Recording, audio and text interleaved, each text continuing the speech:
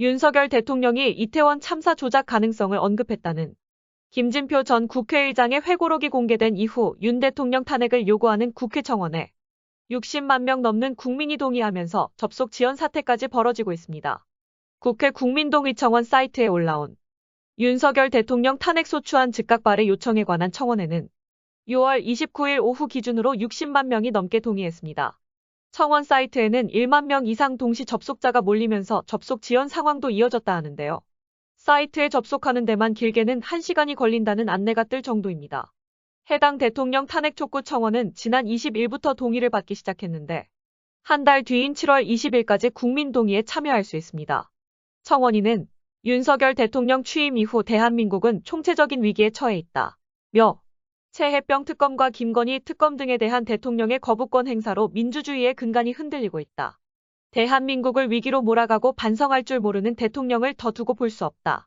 고 청원 취지를 밝혔습니다.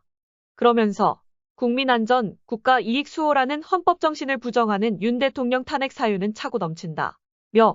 파국으로 치닫는 대한민국을 바로 세우기 위해 우리 국민은 윤석열 정권 탄핵을 명령한다. 고 덧붙였습니다. 대통령 탄핵 소추안 얘기로 정치권에서 공방이 한창이죠.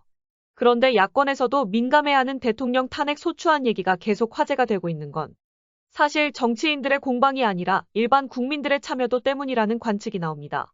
국회 국민청원 절차가 과거 청와대 청원처럼 SNS 인증만 거치면 되는 식으로 간편하지도 않고 서버 부족으로 대기까지 해야 하는데 윤석열 대통령에 대한 탄핵 소추안을 국회가 발의해달라며 낸 청원이 벌써 100만 동의를 넘겼기 때문입니다. 윤석열 대통령 탄핵 소추안을 즉각 발의해달라며 국회에 올라온 국민청원이 동의 100만 명을 넘었습니다. 청원 2주 만에 벌어진 일이라고 합니다. 오후까지 대기 인원이 1에서 2만 명에 달할 정도로 청원에 동의하려는 접속자들이 몰렸습니다. 더불어민주당은 국민들이 혼내고 회초리를 들어도 대통령이 요지부동. 마이동풍인이 100만 명을 넘은 거라고 일갈했습니다. 이 청원은 이미 상임위 회부 기준인 5만 명을 훌쩍 넘겨 소관인 법사위로 넘어갔는데 민주당은 청원을 심사하며 탄핵 청문회까지 열 수 있다고 예고했습니다. 야당들은 청문회를 열고 필요하면 윤 대통령을 직접 출석시키자. 이미 국민에 의한 정치적 탄핵이 시작됐다고 가세했습니다. 3년도, 석 달도, 3일도 길다는 국민이 먼저 시작한 청원입니다. 그러니 국민의 뜻을 받아 본인에게 물어봐야 하지 않겠습니까? 여당은 탄핵 청원은 국민 자유지만 탄핵 사유가 없는 건 명백하다. 문재인 정부 때도 있었던 일이라고 밝혔습니다. 문재인 정부 시절 청와대 홈페이지에 있었던 국민청원 게시판에는 탄핵 찬성 글이 올라와 146만여 명이 동의한 바 있는데요. 하지만 반대로 대통령을 응원한다는 글도 150만 명의 동의를 얻었습니다. 그런데 윤석열 정부에는 해당 게시판이 사라지면서 국민들이 국회 청원 게시판으로 몰려가 의사를 표시하는 걸로 보입니다. 탄핵 청원이 100만 명을 넘은 것에 대해 대통령실 관계자는 명백한 위법 사항이 없다면 탄핵이 가능할 거라고 보진 않는다.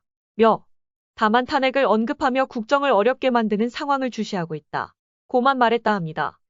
자, 그러면 지금부터 잠시만 주목해 주시기 바랍니다. 제가 구독자분들을 위해서 깜짝 선물을 하나 준비했는데요.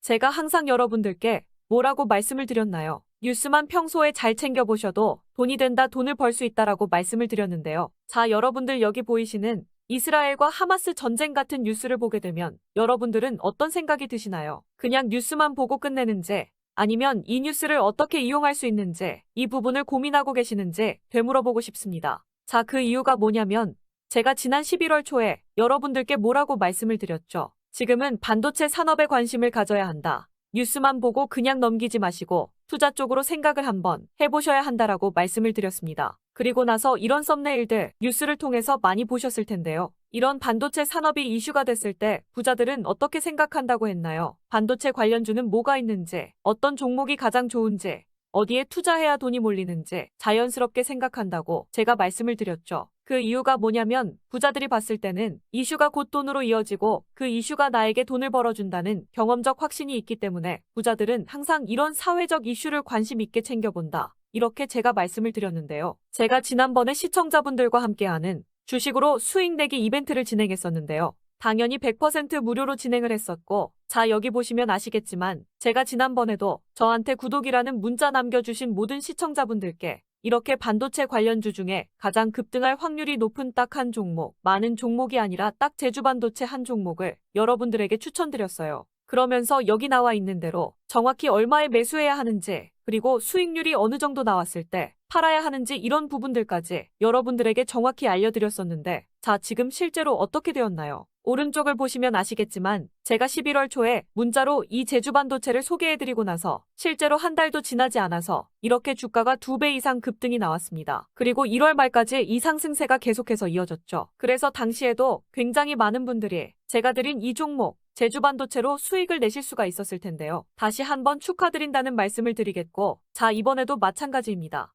최근에 이슈되고 있는 것이 AI, 즉 인공지능 산업이기 때문에 우리가 이렇게 생각해 봐야겠죠. 인공지능 산업의 경쟁이 심화되면 인공지능 기술에는 한층 더 높은 기술력이 반드시 필요할 수밖에 없다. 그럼 그 중에서 인공지능 관련 해외 특허가 많고 실제로 특허가 적용되고 있는 기업이 가장 크게 부각받을 수밖에 없다.